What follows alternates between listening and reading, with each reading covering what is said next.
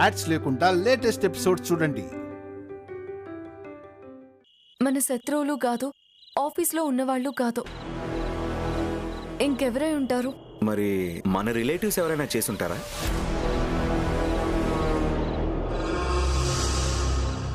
రిలేటివ్సా? అయినా మనకంత పెద్ద కీడు తలపెట్టాలని చూసేవాళ్ళు మన రిలేటివ్స్లో ఎవరున్నారు? ఐశ్వర్య వదిన.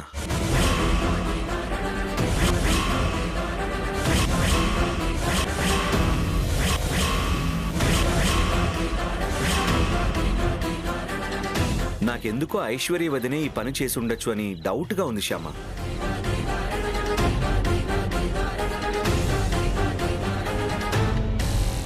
లేదు అఖిల్ బాబు, ఇది ఐశ్వర్యకి చేసిన పని కాదనిపిస్తుంది. మన మీద గెలవాలని, మన మీద పై చేయి సాధించాలనే పంతం అయితే తనకుంది, కానీ మనల్ని అంతం చేయాలని లేదు. నాకైతే ఐశ్వర్య యొక్క మీద చిన్న డౌట్ కూడా రావడం లేదు. మనం నిజాలు తెలుసుకోకుండా తన మీద డౌట్ పడడం కరెక్ట్ కాదు అఖిల్ బాబు. సరే శ్యామ, మరైతే ఇది ఎవరు చేసి ఉంటారు? నన్ను జైలుకు పంపించి నా మీద పగ తీర్చుకోవాలనుకునే వాళ్ళు ఎవరు?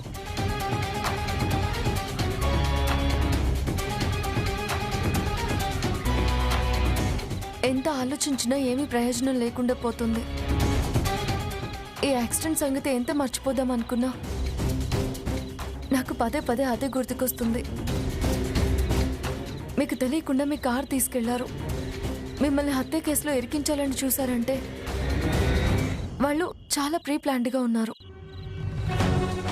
మన మీద ఎంతో పగతో ఉన్నారు. మనం ఎవరికి ఏ ద్రోహము చేయలేదు. అలాంటప్పుడు మన మీద పగ సాధించాలని ఎవరు చూస్తారు? నాకైతే అసలు అర్థం కావడం లేదు. నువ్వేం బాధపడకు శ్యామ, ఖచ్చితంగా వాళ్ళెవరో తొందరలోనే తెలుస్తుంది. తొందరలోనే తెలుస్తుందని ఎదురు చూడడం కాదు అఖిల్ బాబు, మనమే వాళ్ళని పట్టుకోవాలి. ఇప్పుడు అదృష్టం కొద్దీ మీరు ఆ కేసు నుంచి బయటపడ్డారు. వనజాక్షి వదనికి ఏం జరగలేదు, కానీ వాళ్ళు రేపొద్దున ఇంకేం చేస్తారో, ఇంకెందుకు దిగజారుతారో. అందుకే మనమే ముందు జాగ్రత్త పడాలి. ఎలాగైనా సరే వాళ్ళని మనమే కనిపెట్టాలి. మనం ఎందుకు శ్యామ, పోలీసులు ఆ పని మీదే ఉన్నారు కదా, వాళ్లే చూసుకుంటారులే. వాళ్ళు చూసుకోరనేది నా ఉద్దేశం కాదు అఖిల్ బాబు. కాకపోతే వాళ్ళు ఇప్పుడు ఎలక్షన్స్ బిజీలో ఉన్నారు. ఈ సమయంలో ఈ కేసుని ఇన్వెస్టిగేషన్ చేయడం వాళ్ళకి కుదరకపోవచ్చు కదా. అందుకే మనం వెతికి పట్టుకోవాలి అంటున్నాను. లేకపోతే వాళ్ళ నుంచి ఎటువంటి అపాయం పొంచొస్తుందోనని భయం వేస్తుంది. సరే శ్యామ, మనమే వెతికి పట్టుకుందాం. కానీ ఎలా? ఏ చిన్న క్లూ కూడా దొరకలేదు కదా. అవును అఖిల్ బాబు, ఇప్పుడు మనకి ఏ చిన్న క్లూ దొరికినా మనం వాళ్ళని పట్టుకోవచ్చు.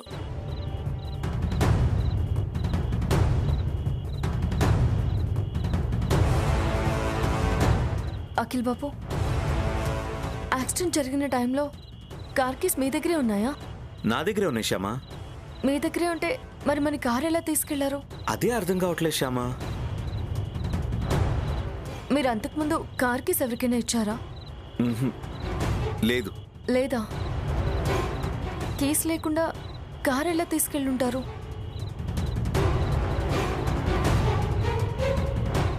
శ్యామ, అంతకుముందు కార్ని సర్వీసింగ్ ఇచ్చాను. తను చెప్పిన టైంలోనే కార్ తీసుకొచ్చిచ్చాడు. సర్వీసింగ్ ఇచ్చారా? సర్వీసింగ్ నుంచి వచ్చిన తర్వాత కార్ బానే ఉందా? బానే ఉంది శ్యామ. నాకెందుకో అక్కడ ఏదో తప్పు జరుగుంటుంది అనిపిస్తుంది అఖిల్ బాబు. తప్ప? అవును అఖిల్ బాబు, కార్కి డ్యామేజ్ కాకుండా తీయాలంటే ఖచ్చితంగా కీ ఉండాల్సిందే. కీ మాత్రం మీ దగ్గరే ఉంది అంటే వాళ్ళు డూప్లికేట్ కీతో కార్ తీసుంటారు. మీరు సర్వీసింగ్ ఇచ్చినప్పుడే ఇది జరిగే అవకాశం ఉంటుంది.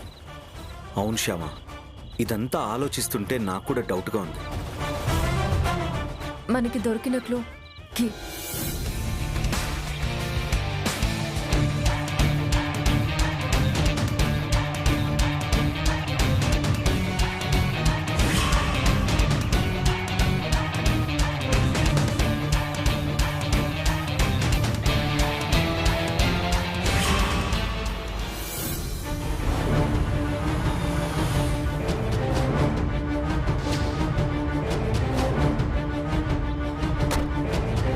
నమస్తే సార్.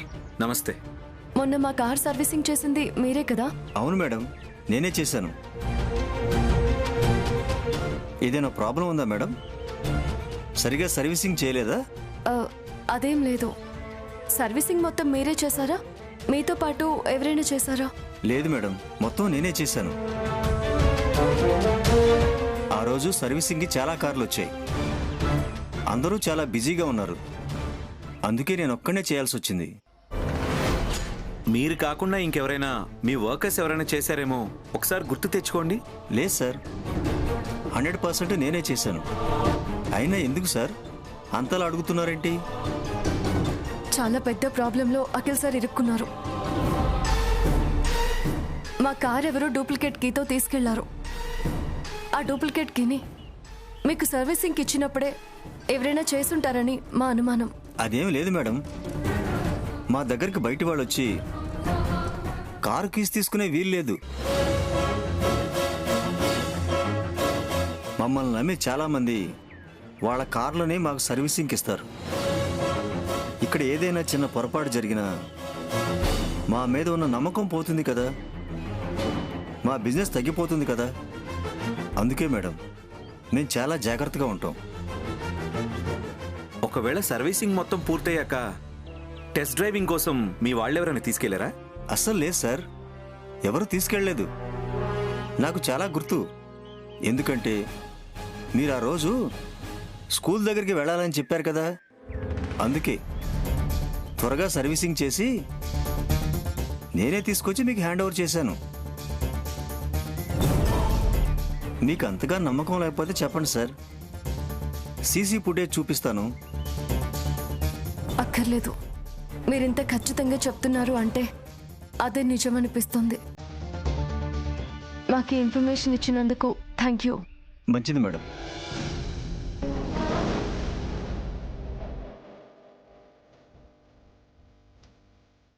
శ్యామ, ఇక్కడ ఎలాంటి ఇన్ఫర్మేషన్ దొరకలేదు. ఇప్పుడు ఏం చేద్దాం? ఒక పని మొదలు పెట్టాక దాన్ని సాధించడం కోసం ప్రయత్నం చేయాలి, కానీ మధ్యలో వదిలిపెట్టకూడదు. అఖిల్ బాబు, దగ్గరలో డూప్లికేట్ కీ తయారు చేసే వాళ్ళు ఎక్కడున్నారు? వాళ్ళ దగ్గరకు వెళ్తే ఏదైనా ఇన్ఫర్మేషన్ దొరకచ్చు కదా. అది కరెక్టే, వెళ్దాం పద.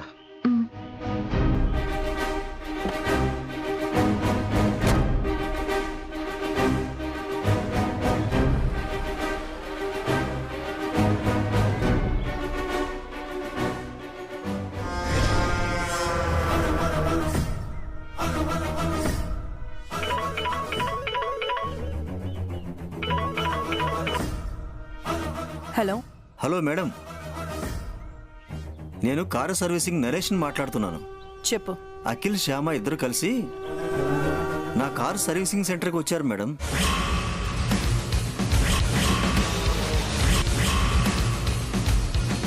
అయినా వాళ్ళిద్దరూ అక్కడికొచ్చారా? అవును మేడం,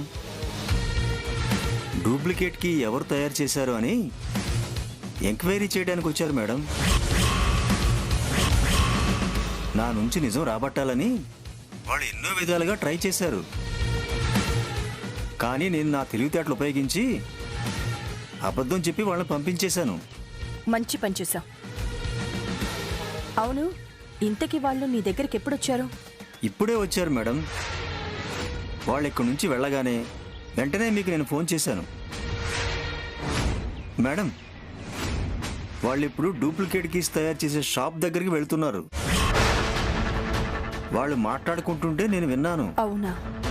పండగ అయిపోయి 10 రోజులైనా గుమ్మానికి తోరణాలు వేలాడుతున్నట్టు ఈ శ్యామ ఇంకా యాక్సిడెంట్ విషయాన్ని వదిలేయడం లేదన్నమాట. మేడం, నేనంటే ఏదో చెప్పి తప్పించుకున్నాను. వాడు ఏం చెప్తాడో ఏమో. సరే, నేను చెప్పేది విను. నువ్వు వెంటనే బయలుదేరి మనం ఎవరి దగ్గరైతే కీ చేయించామో అక్కడికొచ్చేసే. నేను కూడా వస్తున్నాను. సరే మేడం, మీరు తొందరగా రండి. అలాగే.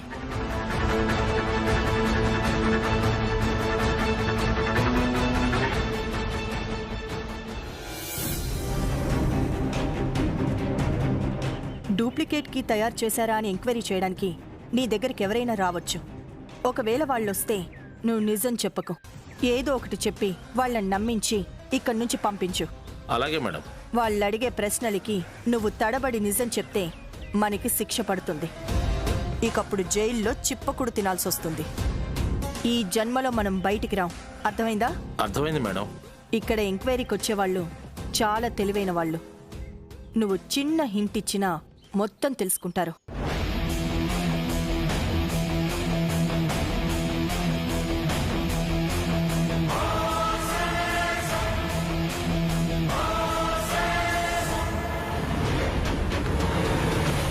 అర్థమైందిగా? నేను చెప్పినట్టుగా చెయ్యి.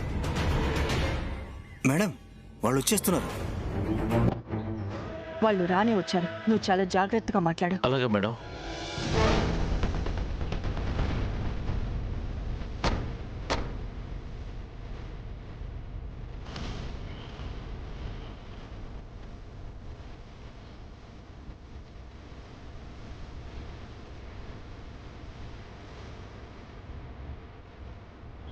ఎక్స్క్యూజ్ మీ, చెప్పండి అమ్మా.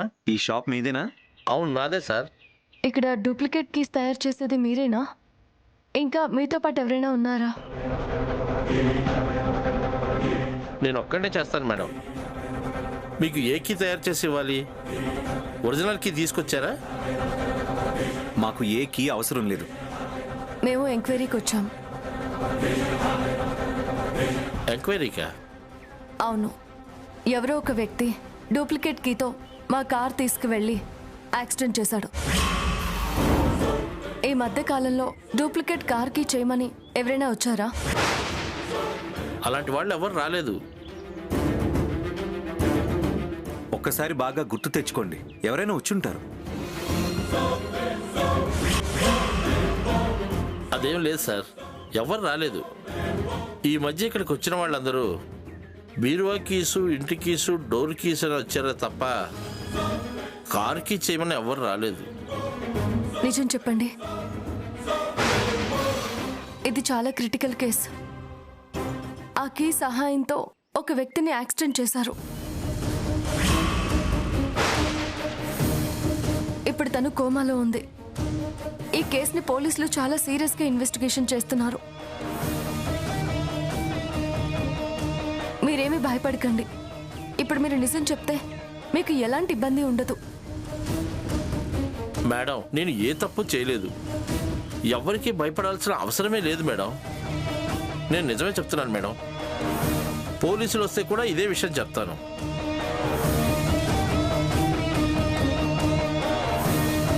అయినా కారుకి సంబంధించిన డూప్లికేట్ కీ తయారు చేయటం అనేది అంత చిన్న విషయమేం కాదు మేడం. వాటిని చేసేటప్పుడు చాలా జాగ్రత్తలు తీసుకుంటాను మేడం.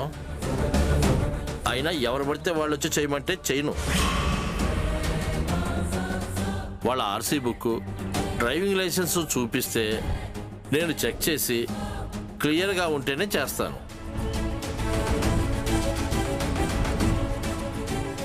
అసలే రోజులు బాగాలేవు కదా మేడం.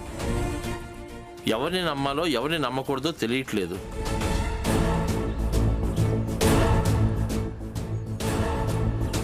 ఇలాంటి పరిస్థితుల్లో ప్రూఫ్స్ లేకుండా కీస్ చేసిస్తే వాళ్ళు దాంతో ఏ రకమైన దొంగతనమైనా చేయొచ్చు, లేకపోతే ఏదైనా యాక్సిడెంట్ చేయొచ్చు, లేదంటే స్మగ్లింగ్ కూడా చేయొచ్చు.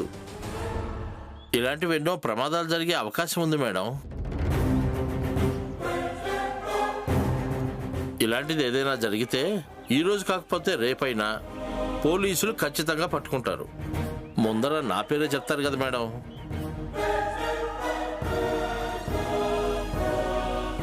ఇన్ని విషయాలు తెలిసి నా బతుకు మీద నేనే మన్ను కొట్టుకోలేను కదా మేడం. నేను కష్టపడితేనే 4 మెతుకులు నోట్లోకి వెళ్తాయి మేడం.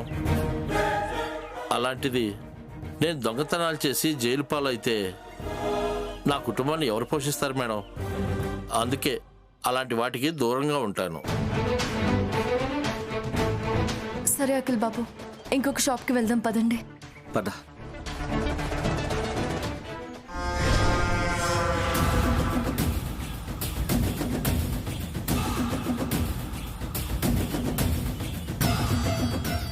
నువ్వింత బాగా యాక్ట్ చేస్తావని నేను అనుకోలేదు. నీ పర్ఫార్మెన్స్కి నంది అవార్డు ఇచ్చినా తక్కువే. చాలా బాగా చెప్పావు. సినిమాల్లో ట్రై చేయి, గొప్పవాడివైపోతావు. థ్యాంక్స్ మేడం, అంతా మీ చలవే. సరే, ఈ విషయం గురించి నీ దగ్గరికి ఎవరొచ్చి అడిగినా ఇలాగే సమాధానం చెప్పు. అలాగే మేడం.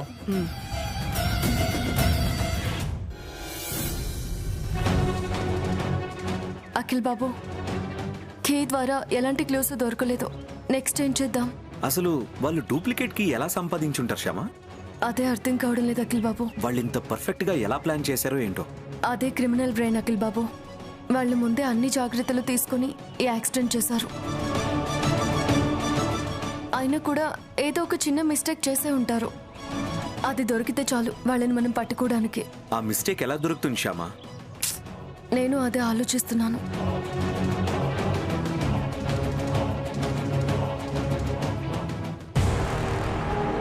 అఖిల్ బాబు, CC camera footage. CCTV ఫుటేజా?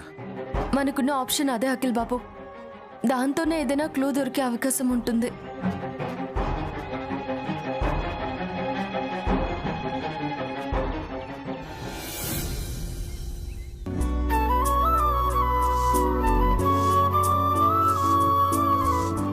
Parvathamma, ఇదిగో ముందే కాఫీ తాగు, తర్వాత పంచేద్దు గాని.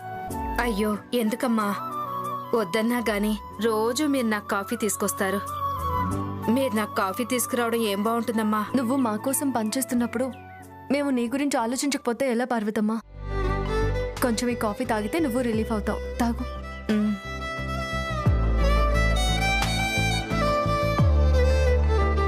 నువ్వు పాలు తాగుతావా? మమ్మీ. విహారీ, ఉండు, నీకు కూడా పాలు తీసుకొస్తాను. ఏ, నా గుర్రం మీద కూర్చున్నావేంటి?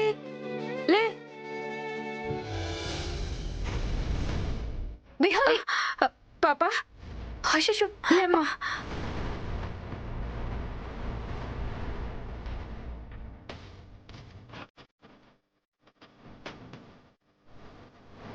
రే, నువ్వు చేసిన పని ఏంట్రా? కొంచెమైనా బుద్ధి ఉందా నీకు? పాపను ఎందుకు ఇలా తోసేసావు? ఆ గుర్ర బొమ్మ నాది, దాని మీద ఎందుకు కూర్చుంది? మన ఇంట్లో పనిచేసే వాళ్ళు మన బొమ్మల మీద కూర్చోకూడదు. విహారీ, తప్పు, అలా మాట్లాడకూడదు. తను కూర్చుంటే అలా తోసేస్తావా? తనకి దెబ్బలు తగిలితే నీ పరిస్థితి ఏంటి? ఇంకొకసారి ఇలా చేస్తే బాగుండదు చెప్తున్నా. కొంచెం కోపాన్ని తగ్గించుకో. శ్యామా, వీడి బొమ్మ మీద కూర్చోవడం ఆ పాప తప్పు. నువ్వు విహారీకి బుద్ధి చెప్పడమేంటి? అదేంటత్తయ్య, మీరు కూడా అలా అంటున్నారు? ఆ పాప ఏదో బొమ్మను చూసి ముచ్చట పడి దాని మీద కూర్చుని ఆడుకుంటుంది. ఒకవేళ అది వీడికి ఇష్టం లేనప్పుడు వద్దని చెప్పాలి, దిగమని చెప్పాలి. అలా తోసేయడమేనా? పాపం పసిపిల్ల కదా. పసిపిల్ల కాదు, పని పిల్ల.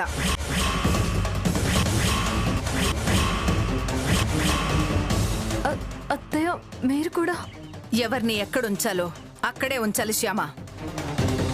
పిల్లలకి ఇష్టమైన బొమ్మల్ని ఎవరైనా ముట్టుకుంటే వాళ్ళకి కోపం వస్తుంది. అలాగే విహారీకి కూడా కోపం వచ్చింది. ఇక దీన్ని వదిలే. విహారీ, నువ్వు రా నాన్న.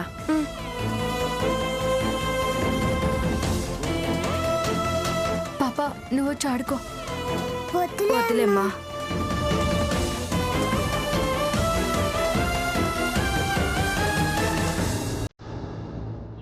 విహారీ అల్లరి రోజు రోజుకి పెరిగిపోతుంది. పెరిగిన కొద్దీ వీడి తీరు మారుతుంది అనుకుంటే అదేం జరగడం లేదు. నాకు వాడి జీవితం ఏమైపోతుందోనని ఆందోళన కలుగుతుంది. ఇప్పుడు నేనేం చేయాలి? కన్నయ్య, నా కొడుకుని నువ్వే కాపాడాలి.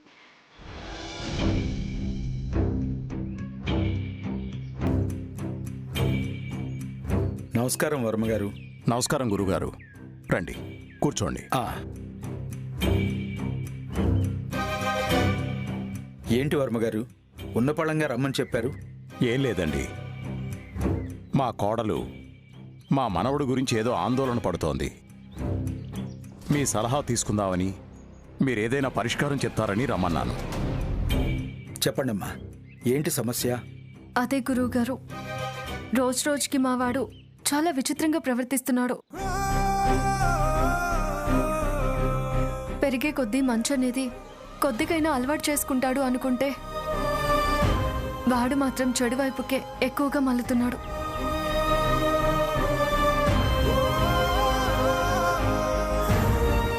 వాడి చేష్టలు చూస్తుంటే నాకు చాలా భయం వేస్తుంది. నేనేం చేయాలో అర్థం కావడం లేదు. పిల్లలు అన్నాక అల్లరి చేస్తారు, దానికి ఆందోళన పడాల్సిందేముంది? అల్లరైతే నేను కూడా సంతోషంగా భరించగలను.